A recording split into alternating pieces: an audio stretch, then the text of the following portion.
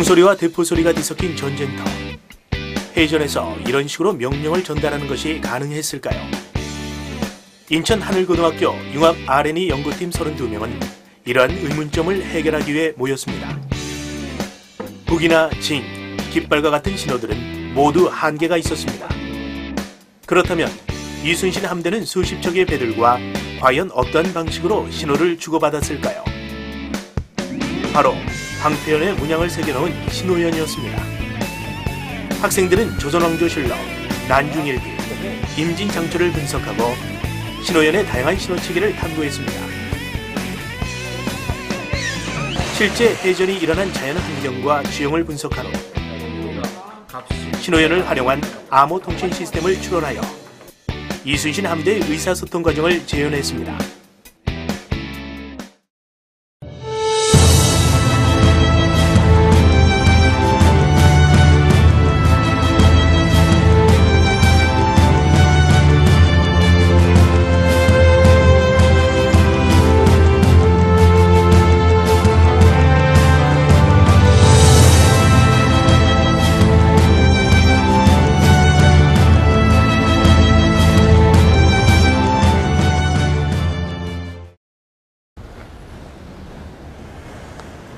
지금 교육 현장은 융합인재교육인 스팀과 연구를 체험하는 교육인 R&E가 강조되고 있습니다.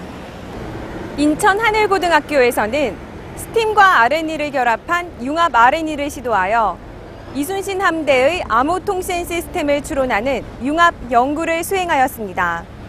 지금부터 인천 하늘고등학교에서 적용한 수레바퀴 모형과 구체적인 연구 성과물을 살펴보겠습니다.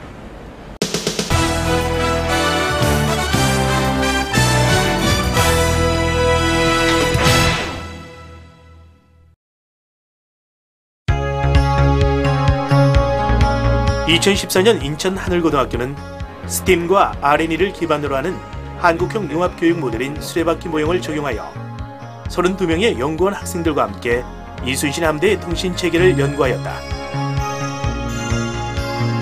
융합인재교육을 목적으로 2009년 김평원 교수에 의해 개발된 수레바퀴 모형은 전통과학 콘텐츠를 기반으로 하는 한국형 스팀 교육과 개인 논문들을 하나로 융합하는 형태의 R&E를 결합한 것이다. 수레바퀴 모형은 바퀴통에 해당하는 중심 테마가 바퀴살에 해당하는 과학, 기술, 공학, 예술, 수학, 역사, 지리, 서지학으로 구성된 8개 개별 연구들로 확정한 후 바퀴테에 해당하는 융합연구로 발전하도록 설계되었다. 이 수레바퀴 모형은 주제와 관련된 자료를 모으고 자료들을 압축하여 정보를 만든 후 정보를 정리하여 지식을 구축하는 바퀴살 단계를 지나 다른 팀의 지식과 소통하면서 융합하는 과정을 거치게 된다. 수레바퀴 모형은 교사가 학생들과 함께 프로젝트를 설계하고 학생들이 공동 연구자로 참여하는 방식의 프로젝트 수행법이다. 따라서 지도교사는 학생들에게 막연하게 연구하라고 권장하는 것이 아니라 대학 연구팀의 지도교수와 마찬가지로 연구 설계와 절차에 적극적으로 개입하게 된다. 이 수레바퀴 모형을 적용한 연구 결과는 2010년과 2011년에 KBS 9시 뉴스에 소개된 바 있다. 이 화차가 400여 년 만에 고등학생들의 손으로 복원됐습니다. 2010년 마포고등학교 융합연구팀은 행주산성 전투에 신기전이 사용되었다는 기존의 지식에 문제를 제기하고 개별 연구를 통해 지식을 생성한 후 이를 융합하여 행주산성 전투에 신기전 화차를 사용하지 않았음을 논증하였으며 실제 사용된 변이중 화차를 복원한 후 발표하여 학계와 언론의 주목을 받았다. 고등학생들이 아주 재미있고 또 설득력 있는 가설을 내놨습니다. 2011년 하나고등학교 융합연구팀은 화성공사 기간을 앞당길 수 있었던 것은 거중기 덕분이었다는 기존의 지식에 문제를 제기하고 개별 연구를 통해 지식을 생성한 후 이를 융합하여 빠른 화성 건설의 비결은 거중기 때문이 아니라 효과적인 공정관리와 인적 자원관리 때문이었음을 발표하여 학계와 언론의 주목을 받았다. 고등학생들이 그 비밀을 풀기 위해 거중기의 모형을 제작했습니다. 이처럼 수레바퀴 모형은 전통과학에서 인문, 자연, 예술이 함께 만날 수 있는 융합 콘텐츠를 개발하는 것이 핵심이다. 2010년과 2011년 수레바퀴 모형을 적용한 융합 R&E에 참여했던 마포고등학교와 하나고등학교 학생들은 논문 작성과 연구 발표를 체험함으로써 언어 표현 능력이 신장되었다. 이 학생들은 수시 학생부 종합 전형, 즉 입학사정관 전형을 통해 연구 내용과 일치하는 학과로 대부분 진학하였다.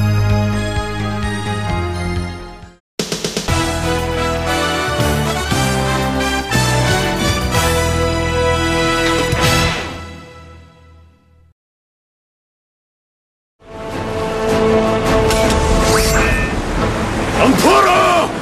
적선을 분멸하라! 방포하라! 방포하라! 발사라! 방포하라!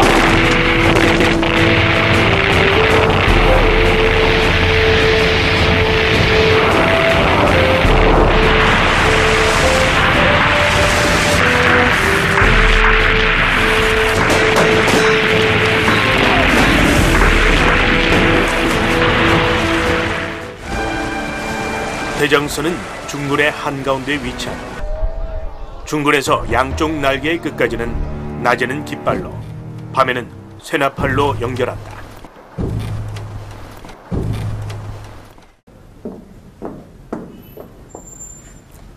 이순신 장군의 시점으로 해전을 그린 소설 칼의 노래에서는 함대의 통신망이 깃발과 쇠나팔이었음을 묘사하고 있습니다. 그런데 총소리와 대포소리가 뒤섞인 전쟁터에서 수많은 배들에게 이런 방식으로 명령을 전달하는 것이 가능했을까요? 하늘고등학교 융합연구팀은 거대 함대의 통신수단이 북, 징, 나팔, 깃발뿐이었다는 데 의문을 제기하고 신호연을 통해 암호통신 체계를 추론하는 연구에 들어갔다. 2014년 1월 김평원 교수와 하늘고등학교 교사들은 이순신 함대의 통신 방법을 주제로 수레바퀴 모형 연구 모델을 설계하였다. 융합이 되어서 하나의 톱니바퀴를 3월 하늘고등학교 1, 2학년 학생들을 대상으로 설명회를 한 후 공정한 심사를 거쳐 연구팀을 선발하였다.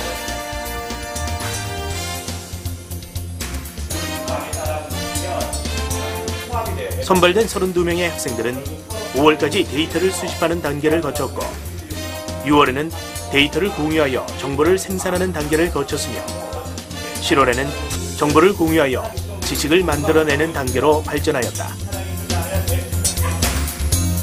수레바퀴 모형의 바퀴살에 해당하는 8개의 개별 연구는 고등학교 교과 수준의 내용을 다루며 학생들이 대학에서 공부하기를 희망하는 전공과 관련이 있다. 과학팀인 S팀은 임진왜란 당시 조류와 풍향 등을 분석하여 당시 해전의 자연 환경을 추론하는 연구를 수행하였다. 기술팀인 T팀은 육성, 나팔, 북, 깃발의 커뮤니케이션 가능 범위를 분석하였다. 연구 결과 청각 신호는 150에서 200m 이상의 거리에서 신호 전달이 어려운 것으로 나타났으며 시각 신호는 130m 이상에서는 문양 확인이 어려운 것으로 나타났다.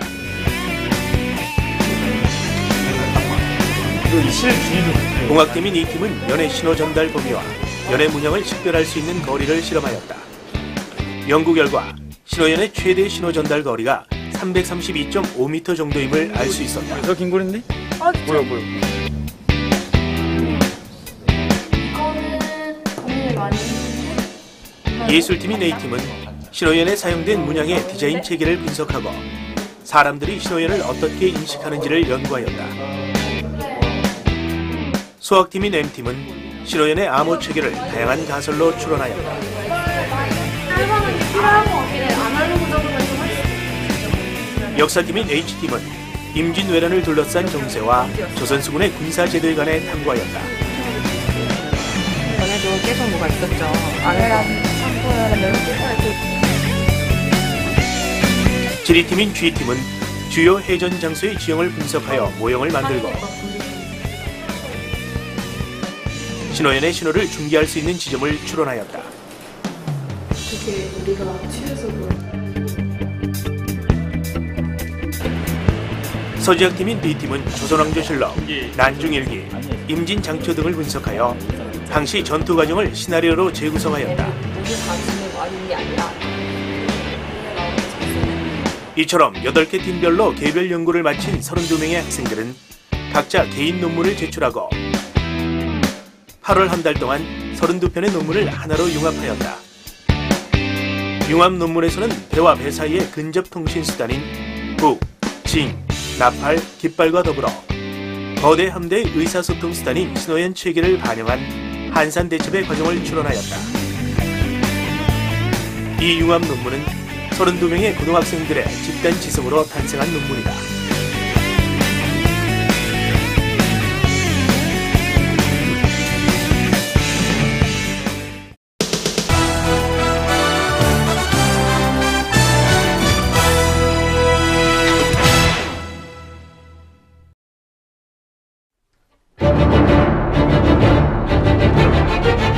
임진왜란 당시 조선 육군은 지역 단위 방어인 진간체제가 아니라 각 지역에서 군사들을 모아 중앙에서 파견한 장수가 지휘하는 방식의 제승방략 체제였다.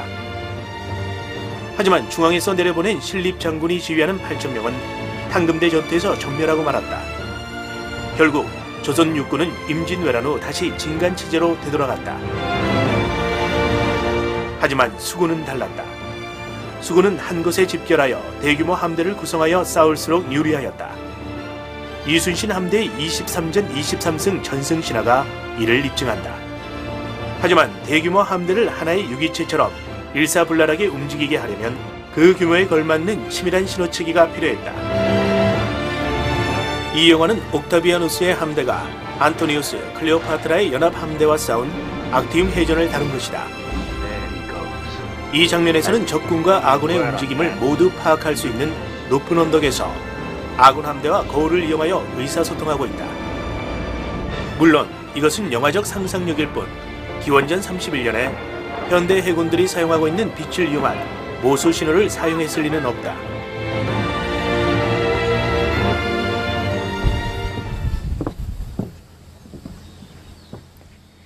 이곳은 한산대첩이 일어났던 한산 앞바다인데요.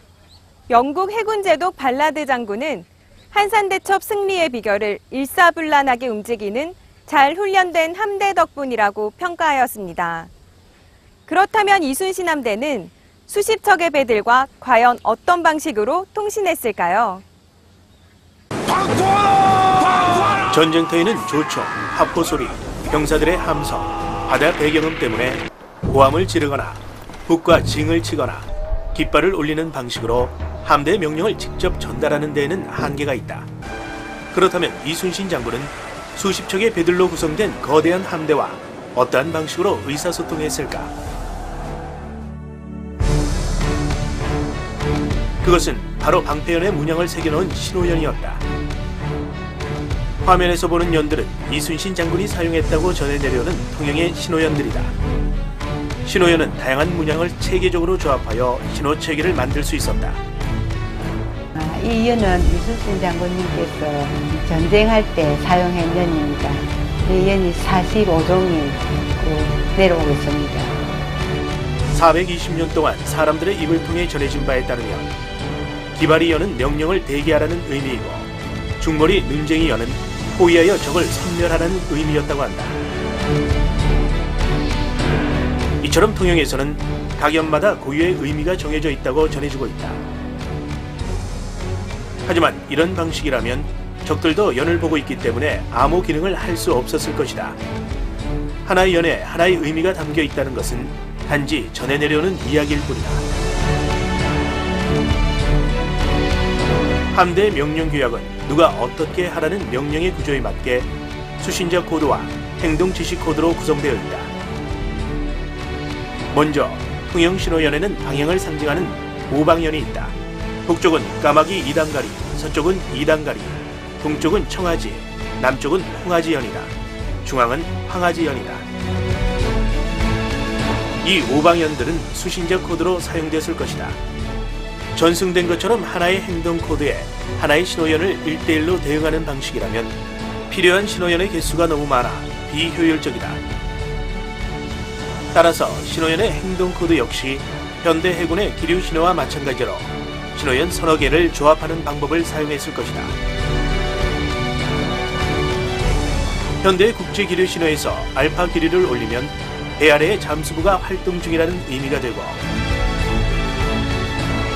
파파 기류를 올리면 출항하려고 한다는 의미가 되지만, 두 개의 기류를 동시에 올려서 AP, 즉 알파파 기류를 만들면 의사가 필요하다는 전혀 다른 뜻이 된다. 행동 코드에 해당하는 신호연은 암호 기능을 유지하기 위해 자주 바뀌었을 것이다. 신호연은 40개가 넘기 때문에 이 중에서 어느 것을 전투에 사용할 것인가 자체가 군사 기밀이다.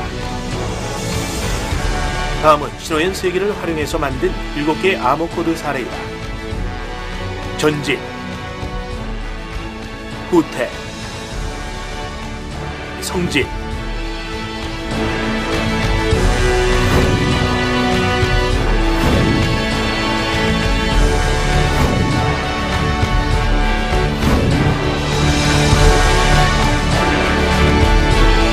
오방형과 3개의 신호연을 가지고 한산 해전을 재구성해보았다.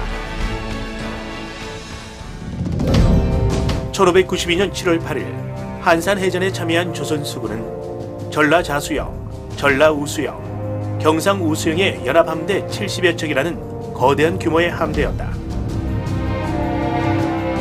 이순신이 조정에다 전시 상황을 보고한 장계인 견대량 화훼병장에 따르면 이순신은 6월 10일 이광으로부터 공문을 받은 후 이역기와 원균에게 공문을 돌려 약속을 자주 하였다는 기록이 있다. 이 약속의 의미는 미리 모여서 암호 코드를 정하고 집결하는 장소와 시간, 작전 등을 논의했다는 것을 의미한다. 7월 8일 이른 아침 함대를 이끌고 견대량 쪽으로 향하던 중 우연히 정찰을 나온 일본군의 배 2척을 목격하게 된다. 이를 뒤쫓아 들어가니 적선의 함대 73척을 발견하게 된다. 이순신은 견대량 해협의 특성을 고려해 적들을 한산도 앞바다로 유인하기로 결정한다. 이순신 장군은 기암에 타고 있던 기폐관에게 명령하여 북쪽 전방에 위치한 함대에 교전하면서 적을 유인하라는 의미를 보내라고 명령한다.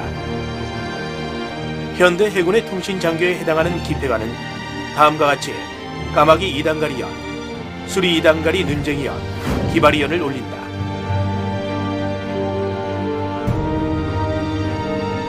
연을 통해 신호를 전달할 수 있는 거리가 330m 정도이기 때문에 이처럼 그 먼 거리에 신호를 전달하기 위해서는 사령관의 명령을 자신의 소속 함대에 중계하는 역할을 하는 사우선이 필요하였다.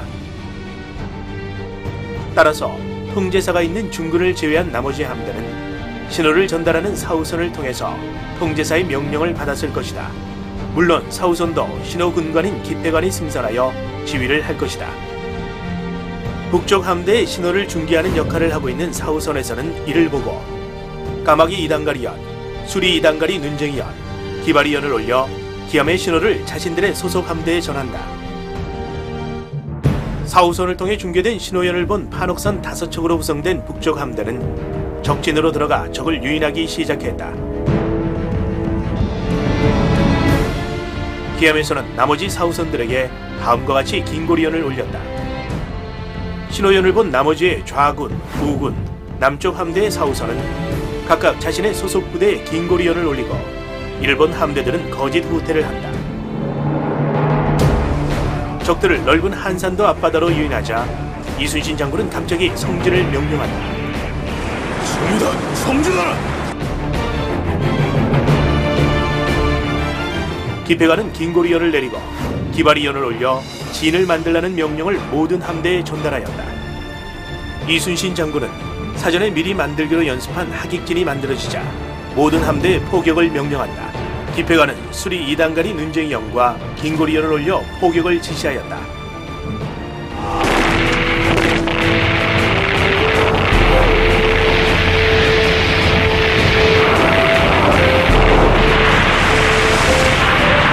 이순신 함대의 포격을 맞은 일본 함대는 전열이 급격하게 흐트러진다.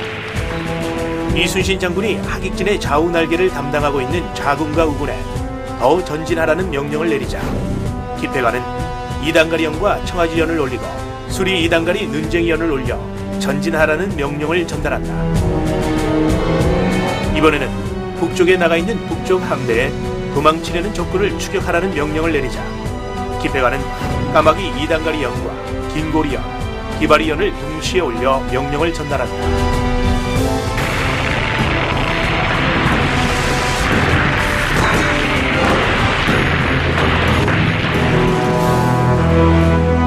이순신 장군은 일본 함대의 전세가 기울고 싸움이 끝나자 모든 함대를 중군으로 집결하도록 지시한다.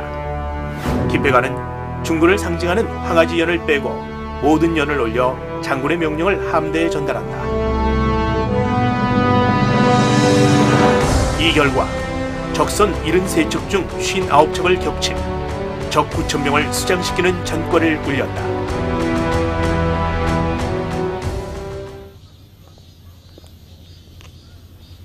이처럼 이순신 함대가 일사불란하게 움직일 수 있었던 비결은 바로 신호연을 활용한 암호체계 때문이었습니다. 420여 년 전 이순신 함대는 이미 오늘날 해군들이 사용하는 기류 신호를 더 높은 고도에서 사용하였던 것입니다. 신호연을 통해서 말이죠.